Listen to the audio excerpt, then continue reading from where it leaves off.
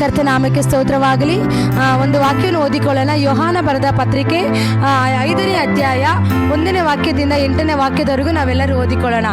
ಇದಾದ ಮೇಲೆ ಯಹೂದ್ಯರೊಂದು ಜಾತ್ರೆ ಬಂದಿದ್ದರಿಂದ ಯೇಸು ಯೆರೂಸಲೇಮಿಗೆ ಹೋದನು. ಯೆರೂಸಲೇಮಿನಲ್ಲಿ ಕುರಿ ಅಗಸೆ ಬಾಗಿಲಿನ ಹತ್ತಿರದಲ್ಲಿ ಒಂದು ಕೊಳವಿದೆ. ಇದಕ್ಕೆ ಇಬ್ರಿಯ ಮಾತಿನಲ್ಲಿ ಬೆಥೆಸ್ದಾ ಎಂದೆಸರು. ಅಲ್ಲಿ 5 ಮಂಟಪಗಳಿವೆ. ಇವುಗಳಲ್ಲಿ ಬಹುಮಂದಿ ರೋಗಿಗಳು, ಕುರುಡರು, ಕುಂಟರು, ಮೈ ಒಣಗಿದವರು, ಬಿದ್ದುಕೊಂಡಿರುವವರು. ಅಲ್ಲಿ 38 ವರ್ಷದಿಂದ ರೋಗಿಯಾಗಿದ್ದ ಒಬ್ಬ ಮನುಷ್ಯನಿದ್ದನು. ಅವನು ಬಿದ್ದಿರುವುದನ್ನು ಯೇಸು ಕಂಡು, ಇವನು ಹೀಗಾಗಿ ಬಹು ಕಾಲವಾಗಿದ್ದ ಎಂದು ತಿಳಿದು, ನಿನಗೆ ಸ್ವಸ್ಥವಾಗಲಿಕ್ಕೆ ಮನಸ್ಸುಂಟೋ ಎಂದು ಅವನನ್ನು ಕೇಳಿದ್ದಕ್ಕೆ ಆ ರೋಗಿ, ಸ್ವಾಮಿ, ನೀರು ಉಕ್ಕುವಾಗ ನನ್ನನ್ನು ಕೊಳದೊಳಗೆ ಇಳಿಸುವವರು ಒಬ್ಬರೂ ಇಲ್ಲ. ನಾನು ಬರೋದ್ರೊಳಗೆ ನನಗಿಂತ ಮುಂದಾಗಿ ಮತ್ತೊಬ್ಬನು ಇಳಿಯುತ್ತಾನೆ ಅಂದನು. ಯೇಸು ಅವನಿಗೆ, ಎದ್ದು ನಿನ್ನ ಹಾಸಿಗೆಯನ್ನು ಹೊತ್ತುಕೊಂಡು ನಡೆ ಎಂದು ಹೇಳಿದನು. ಆ ಕ್ಷಣವೇ ಆ ಮನುಷ್ಯನು ಸ್ವಸ್ಥನಾಗಿ ತನ್ನ ಹಾಸಿಗೆಯನ್ನು ಹೊತ್ತುಕೊಂಡು ನಡೆದನು. ಆದರೆ ಆ ದಿವಸ ಸಬ್ಬತ್ ದಿನವಾಗಿತ್ತು. ಹೀಗಿದ್ದರಿಂದ ಯಹೂದ್ಯರು ಸ್ವಸ್ಥವಾದವನಿಗೆ, ಇವತ್ತು ಸಬ್ಬತ್ ದಿನವಾಗಿದೆ, ನಿನ್ನ ಹಾಸಿಗೆಯನ್ನು ಹೊರುವುದು ಸರಿಯಲ್ಲವೆಂದು ಹೇಳಿದ್ದಕ್ಕೆ ಅವನು, ನನ್ನನ್ನು ಸ್ವಸ್ಥ ಮಾಡಿದವನೇ ನಿನ್ನ ಹಾಸಿಗೆಯನ್ನು ಹೊತ್ತುಕೊಂಡು ನಡೆ ಎಂದು ನನಗೆ ಅಂದನು. ಹೊತ್ತುಕೊಂಡು ನಡೆ ಎಂದು ನಿನಗೆ ಹೇಳಿದ ಮನುಷ್ಯನು ಯಾರೆಂದು ಅವನನ್ನು ಕೇಳಿದರು. ಆದರೆ ಅವನು ಯಾರು ಎಂಬುದು ಸ್ವಸ್ಥವಾದವನಿಗೆ ತಿಳಿದಿರಲಿಲ್ಲ. ಆ ಸ್ಥಳದಲ್ಲಿ ಜನರು ಗುಂಪಿದ್ದುದರಿಂದ ಯೇಸು ಸರಕೊಂಡು ಹೋಗಿದನು. ಇದಾದ ಮೇಲೆ ಯೇಸು ಅವನನ್ನು ದೇವಾಲಯದಲ್ಲಿ ಕಂಡುಕೊಂಡು, ನಿನಗೆ ಸ್ವಸ್ಥವಾಯ್ತಲ್ಲ, ಇನ್ನು ಮೇಲೆ ಪಾಪ ಮಾಡಬೇಡ, ನಿನಗೆ ಹೆಚ್ಚಿನ ಕೇಡು ಬಂದಿತ್ತು ಅಂದನು. ಹಾಲೆಲೂಯಾ. ನೋಡಿ ದೇವರ ಮಕ್ಕಳೇ, ಈ ವಾಕ್ಯದಲ್ಲಿ ನೋಡೋ ಪ್ರಕಾರ ಇಲ್ಲಿ ಬೆಥೆಸ್ದಾ ಎಂಬ ಕೊಳ ಇರುತ್ತೆ.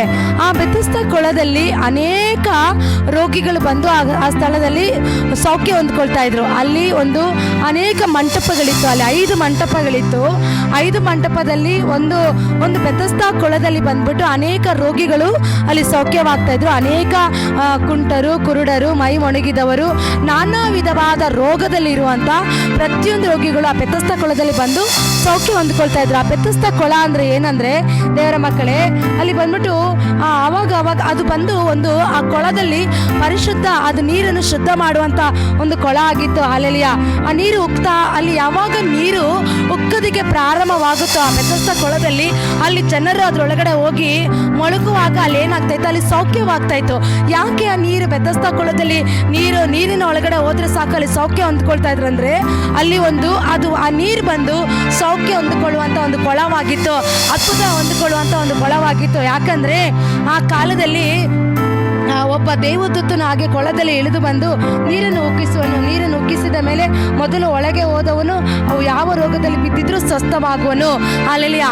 ಅಂದ್ರೆ ಆಲ್ರೆಡಿ ಆ ಬೆಥೆಸ್ದಾ ಕೊಳದಲ್ಲಿ ಆ ನೀರು ಯಾವಾಗ ನೀರು ದೇವದೂತರು ಆ ಸ್ಥಳದ ಒಳಗಡೆ ಹೋಗ್ಬಿಟ್ಟು ನೀರನ್ನು ಉಕ್ಕಿಸ್ತಾ ಇದ್ರಂತೆ.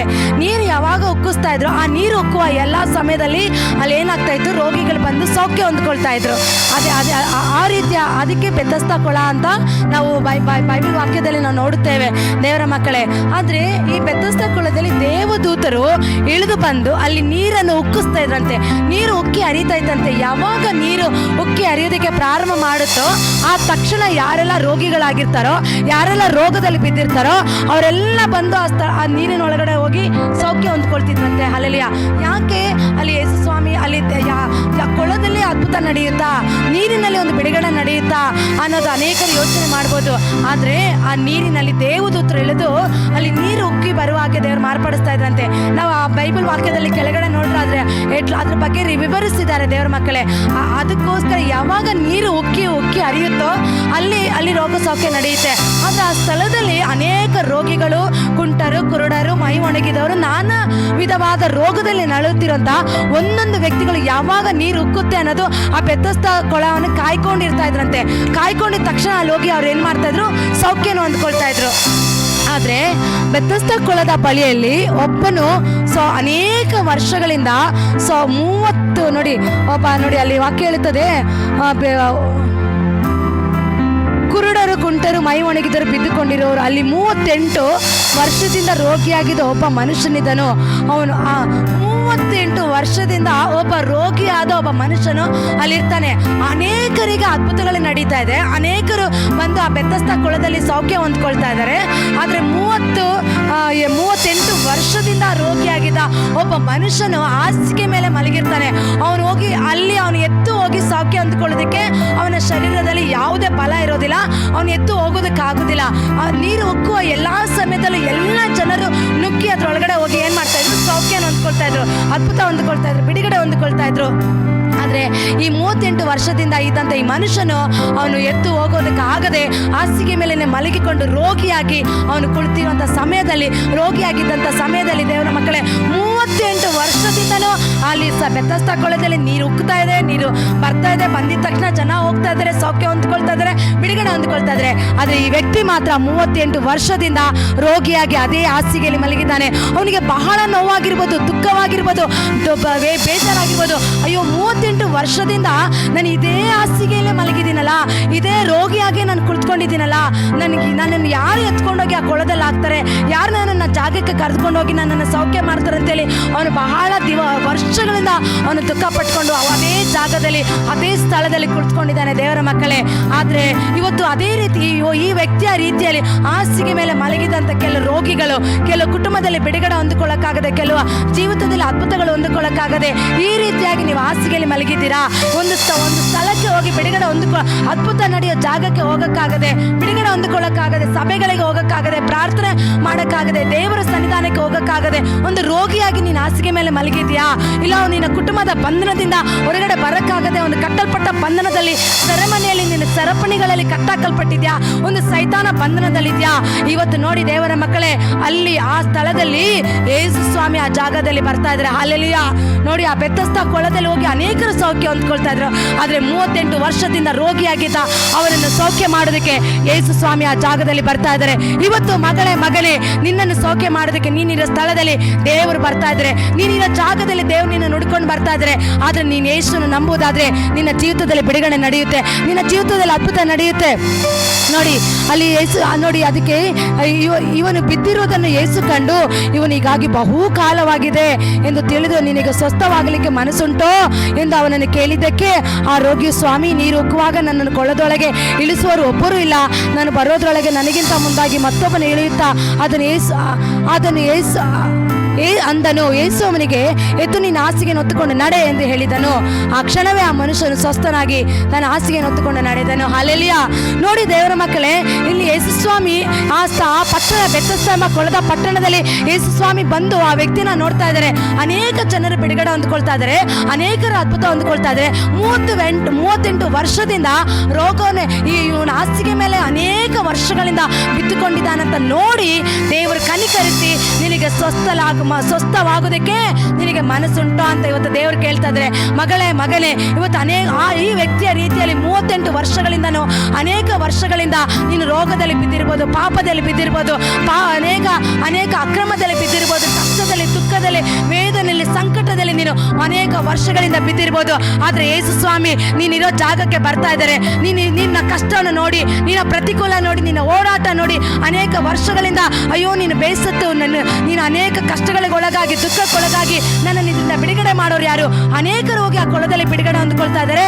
ನಾನು ಮಾತ್ರ ಹೋಗಿ ಬಿಡುಗಡೆ ಹೊಂದ್ಕೊಳ್ಳೋಕೆ ಆಗ್ತಾ ಇಲ್ಲ, ನಾನು ಅದ್ಭುತ ಹೊಂದ್ಕೊಳ್ಳೋಕೆ ಆಗ್ತಾ ಇಲ್ಲ ಅಂತೇಳಿ ಅವನು ಬಹಳವಾಗಿ ನೊಂದು ಕುಳಿತಿರುವಂಥ ಸಮಯದಲ್ಲಿ ಯೇಸು ಸ್ವಾಮಿಯನ್ನು ನೋಡಿ, ನೀನು ಅನೇಕ ದಿವಸಗಳಿಂದ ನೀನು ರೋಗಿಯಾಗಿದ್ಯಾ, ಅನೇಕ ದಿವಸಗಳಿಂದ ನೀನು ರೋಗದಲ್ಲಿ ಬಿದ್ದಿದ್ಯಾ, ಇವತ್ತು ನಾನು ನಿನಗೆ ಸ್ವಸ್ಥಲಾಗೋಕ್ಕೆ ಮನಸ್ಸುಂಟೋ ಅಂತ ಕೇಳಿದ ತಕ್ಷಣ ಅವನು ಹೇಳೋದಕ್ಕೆ ಪ್ರಾರಂಭ ಮಾಡ್ತಾನೆ, ಸ್ವಾಮಿ, ಈ ಕೊಳದಲ್ಲಿ ನೀರು ಉಕ್ಕುವಾಗ ನಾನು ಬರುವುದಕ್ಕಿಂತ ಮುಂಚೆನೆ ಎಲ್ಲರೂ ಬಂದು ಇಲ್ಲಿ ಬಿಡುಗಡೆ ಹೊಂದ್ಕೊಂಡು ಹೋಗ್ತಾರೆ, ಹಾಗಾಗಿ ನಾನು ಬಂದು ಬಿಡುಗಡೆ ಹೊಂದ್ಕೊಂಡಕ್ಕಾಗಿಲ್ಲ ಅಂತ ಹೇಳಿದಾಗ ದೇವ್ರು ಹೇಳ್ತಾರೆ, ನಿನ್ನ ಹಾಸಿಗೆ ಹೊತ್ತುಕೊಂಡು ನಡೆ ಅಂತ ಹೇಳಿದ ತಕ್ಷಣವೇ ಅವನಿಗೆ ಸ್ವಸ್ಥವಾಗಿ ಅವನ ಹಾಸಿಗೆಯನ್ನು ಎತ್ತುಕೊಂಡು ನಡೆದನು.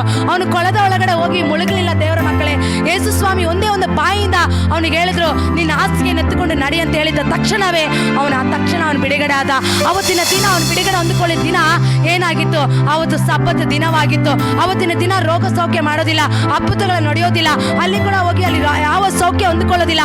ಆದರೆ ಯೇಸು ಸ್ವಾಮಿ 38 ವರ್ಷಗಳಿಂದ ರೋಗದಲ್ಲಿ ಬಿದ್ದಿದ್ದ ಇವನನ್ನು ಯಾವ ದಿವಸ ಅಂತ ನೋಡದೆ, ಯಾವ ದಿನ ಅಂತ ನೋಡದೆ, ಯಾವ ಗಳಿಗೆ ಅಂತ ನೋಡದೆ ಯೇಸು ಸ್ವಾಮಿ ಅವನನ್ನು ಗುಣಪಡಿಸಿದ್ರು. ಇವತ್ತು ಲೋಕದಲ್ಲಿ ಅನೇಕರು ಇವತ್ತು ಅಮಾವಾಸ್ಯೆ, ಇವತ್ತು ಕೆಟ್ಟ ಗಳಿಗೆ, ಇವತ್ತು ಕೆಟ್ಟ ಕಾಲವಾಗಿದೆ, ಇವತ್ತು ದಿನ ನನಗೆ ಒಳ್ಳೇದಿಲ್ಲ, ಇವತ್ತು ದಿನ ನನಗೆ ಕೆಟ್ಟದಿಲ್ಲ ಅಂತಿಲ್ಲ. ಯೇಸು ಸ್ವಾಮಿನ ನಂಬಿಕೊಂಡು ಬರುವವರಿಗೆ ಎಲ್ಲ ದಿನ, ಎಲ್ಲ ಗಳಿಗೆ, ಎಲ್ಲ ಟೈಮ್ ಏನಾಗಿದೆ? ಒಳ್ಳೆ ದಿನವಾಗಿದೆ. ಹಲ್ಲೆಲೂಯಾ. ಅವತ್ತು ಸಬ್ಬ ದಿನವಾಗಿರುವಾಗ ಯಾರು ರೋಗ ಸೌಖ್ಯ ಮಾಡೋದಿಲ್ಲ. ಅದೇ ರೀತಿ ದೇವರ ಮಕ್ಕಳೇ, ಈ ಮತ್ತೊಂದು ದೇವರ ಆಲಯದಲ್ಲಿ ಕೂಡ ಒಂದು ರೋಗಿ ಬೆನ್ನು ಬೊಗ್ಗಿಕೊಂಡಿರುವಂಥ ಒಂದು ಸ್ತ್ರೀನ ದೇವರು ಸೌಖ್ಯ ಮಾಡ್ತಾರೆ. ಅವತ್ತು ಕೂಡ ಸಬ್ಬತ್ತು ದಿನವಾಗಿರುತ್ತೆ. ಈತನು ಯಾಕೆ ಸಬ್ಬತ್ತು ದಿನದಲ್ಲಿ ರೋಗ ಸೌಖ್ಯ ಮಾಡ್ತಾನೆ ಅಂತೇಳಿ ಅನೇಕರು ಮಾತಾಡಿರ್ಬೋದು.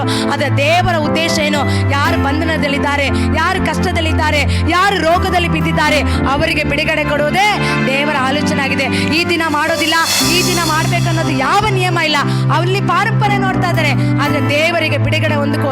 ಇವತ್ತು ನೀನು ಕಷ್ಟದಲ್ಲಿದ್ಯಾ, ದುಃಖದಲ್ಲಿದ್ಯಾ, ರೋಗದಲ್ಲಿದ್ಯಾ, ಪಾಪದಲ್ಲಿದ್ಯಾ, ಬಂಧನದಲ್ಲಿದ್ಯಾ, ಸರಪಣದಲ್ಲಿದ್ಯಾ, ಸಾಲದಲ್ಲಿ ಬಿದ್ದಿದ್ಯಾ, ಇವತ್ತು 38 ವರ್ಷಗಳಿಂದ ರೋಗದಲ್ಲಿ ಬಿದ್ದಿದ್ದ, ಹಾಸಿಗೆಯಲ್ಲಿ ಮಲಗಿದ, ಇವನ ಹಾಸಿಗೆ ನೆತ್ತುಕೊಂಡು ನಡೆ ಅಂತ ಹೇಳಿದ ತಕ್ಷಣ ಯಾವ ರೀತಿ ಅವನ ಹಾಸಿಗೆ ನೆತ್ತುಕೊಂಡು ನಡೆದು ಅವನು ಸೌಖ್ಯ ಹೊಂದಿಕೊಂಡನೋ ಅದೇ ರೀತಿ ದೇವರ ಮಕ್ಕಳೇ, ಇವತ್ತು ನೀನು 38 ವರ್ಷದಿಂದ ನೀನು ಕಷ್ಟದಲ್ಲಿರ್ಬೋದು, ರೋಗದಲ್ಲಿರ್ಬೋದು, ಅನೇಕ ಸಮಸ್ಯೆದಲ್ಲಿರ್ಬೋದು, ಅನೇಕ ಬಾಧೆಯಲ್ಲಿರ್ಬೋದು, ಅನೇಕ ಜನರು ಬಿಡುಗಡೆ ಹೊಂದ್ಕೊಳ್ತಾ ಇರ್ಬೋದು. ನಿನ್ನ ಅಕ್ಕಪಕ್ಕದ ನಿನ್ನ ಸಂಬಂಧಿಕರಿಗೆ, ನಿನ್ನ ಜೊತೆಯಲ್ಲಿರೋರಿಗೆ ಪ್ರತಿಯೊಬ್ಬರು ಬಿಡುಗಡೆ ಹೊಂದ್ಕೊಳ್ತಾ ಇರ್ಬೋದು.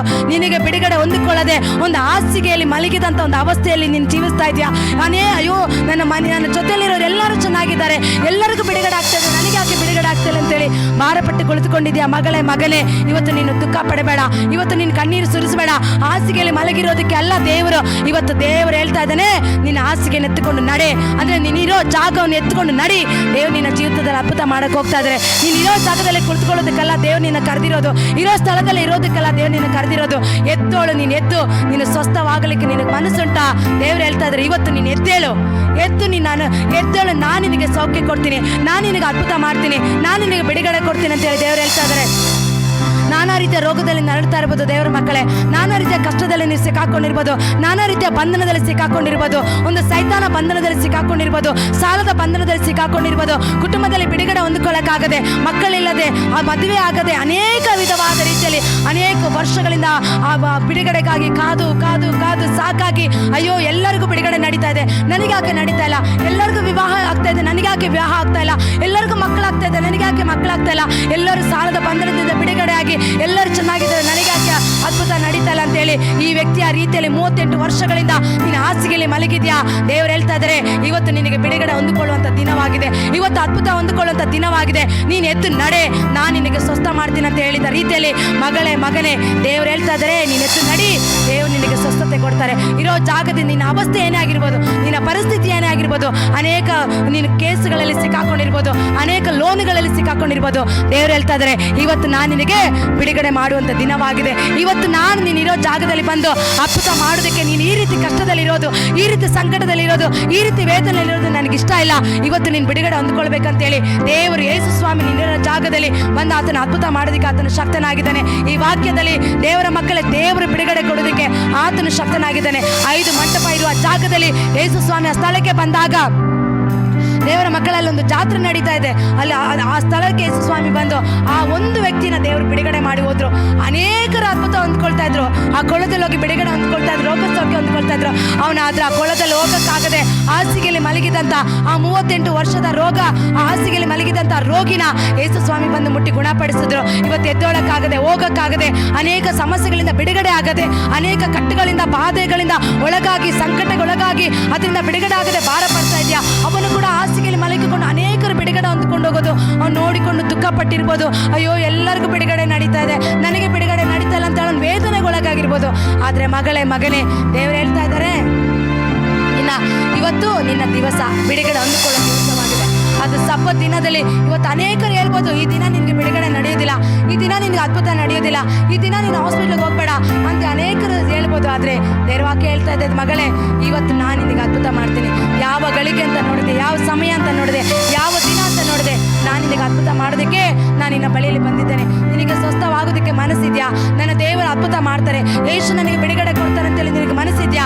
ಖಂಡಿತ ನಿನಗೆ ಬಿಡುಗಡೆ ಆಗೋದಕ್ಕೆ ಸಾಧ್ಯ. ಖಂಡಿತ ನೀನು ಬಿಡುಗಡೆ ಹೊಂದ್ಕೊಳ್ತೀಯ. ಅವನ ರೀತಿಯಲ್ಲಿ ಸಂತೋಷವಾಗಿ ಹಾಸಿಗೆ ಹೊತ್ತುಕೊಂಡು ಆ ತಕ್ಷಣವೇ ಅವನು ಬಿಡುಗಡೆ ಹೊಂದ್ಕೊಂಡ. ಯೇಸು ಸ್ವಾಮಿ ಹೇಳಿದ ತಕ್ಷಣ ಅವನಿಗೆ ಜೀವಿತದಲ್ಲಿ ಅದ್ಭುತ ನಡೆಯಿತು.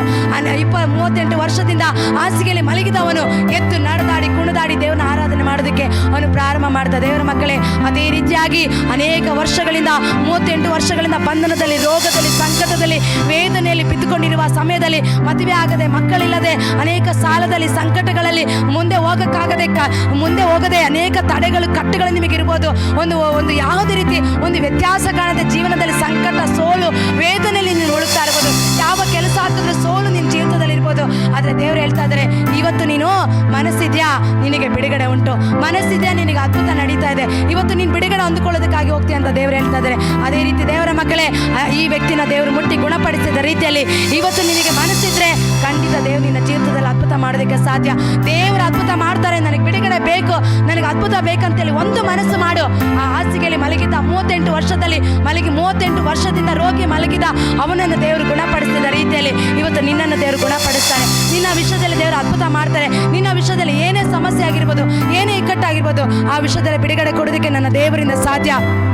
ದೇವರ ಮಕ್ಕಳೇ, ಆ ದೇವರ ವಾಕ್ಯದಲ್ಲಿ ಹೇಳೋ ಪ್ರಕಾರ ಈ ವಾಕ್ಯದಿಂದ ದೇವರು ನಿಮ್ಮೆಲ್ಲರನ್ನ ಆಶೀರ್ವಾದ ಮಾಡಲಿ. ಸ್ವಲ್ಪ ಸಮಯನ ಪ್ರಾರ್ಥನೆ ಮಾಡೋಣ. ಹೌದಪ್ಪ ಯೇಸುವೇ, ಪರಿಶುದ್ಧನೇ ಮಹೋನ್ನತನೇ ಸರ್ವಶಕ್ತನಾದ ದೇವರೇ, ಅಪ್ಪ ಈ 38 ವರ್ಷ ರೋಗದಿಂದ ನರಳುತ್ತಿರೋನು ಕರ್ತನೆ, ಆ ಕೊಳ್ಳದಲ್ಲಿ ಅನೇಕರು ಬಂದು ಬಿಡುಗಡೆ ಹೊಂದಿಕೊಳ್ಳಕ್ಕಾಗದಂಥ ಸಮಯದಲ್ಲಿ ಆ ಒಂದು ವ್ಯಕ್ತಿಗೋಸ್ಕರ ನೀನು ಹೋಗಿ ಅಪ್ಪ ಆ ಪಟ್ಟಣದಲ್ಲಿ, ಆ ಸ್ಥಳದಲ್ಲಿ ಅವನ ಆ ವ್ಯಕ್ತಿನ ಸೌಖ್ಯ ಮಾಡಿದ ರೀತಿಯಲ್ಲಿ ಇವತ್ತು ಎಷ್ಟೋ ಜನರು ಅಂಥ ಒಂದು ಬಾಧೆಯಲ್ಲಿ, ಅಂಥ ಒಂದು ಕಷ್ಟದಲ್ಲಿ, ಅಂಥ ಒಂದು ವೇದನೆಯಲ್ಲಿ ಅನೇಕ ವರ್ಷಗಳಿಂದ ಮಾಟ ಮಂತ್ರಗಳ ಬಂಧನದಿಂದಲೂ, ರೋಗದ ಬಂಧನದಿಂದ, ಸಂಕಟ ಬಂಧನದಿಂದ ನರಳುತ್ತಾ ಇದ್ದಾರಪ್ಪ. ಅವರಿಗೆಲ್ಲ ಬಿಡುಗಡೆ ಕೊಡು ಸ್ವಾಮಿ. ಅದ್ಭುತ ನೀನು ಮಾಡಿ ರಾಜ. ಮುಂದಕ್ಕೆ ಹೋಗಕ್ಕಾಗದೆ, ಅದ್ಭುತಗಳು ಹೊಂದಿಕೊಳ್ಳಕ್ಕಾಗದೆ, ಬಿಡುಗಡೆಗಳು ಹೊಂದಿಕೊಳ್ಳಕ್ಕಾಗದೆ, ನಾನಾ ವಿಧವಾದ ಕಷ್ಟಗಳಲ್ಲಿ, ವೇದನೆಗಳಲ್ಲಿ ಸಿಕ್ಕಾಕೊಂಡಿರೋ ಜನರಿಗೆ ನೀನು ಬಿಡುಗಡೆ ಕೊಡು. ಅದ್ಭುತ ನೀನು ಮಾಡು ಸ್ವಾಮಿ. ನೀನು ಹಾಗೆ ಮಾಡೋದಕ್ಕಾಗಿ ಸ್ತೋತ್ರ, ಅದ್ಭುತಕ್ಕಾಗಿ ಸ್ತೋತ್ರ. ಎಲ್ಲವನ್ನು ಯೇಸು ಕ್ರಿಸ್ತ ನಾಮದಲ್ಲಿ ಬೇಡಿಕೊಳ್ತೀನಿ ತಂದೆ. ಆಮೇನ್. ಹಾಲೆಲೂಯಾ. ಕರ್ತನಾಮಕ್ಕೆ ಸ್ತೋತ್ರವಾಗಲಿ. ನಾವು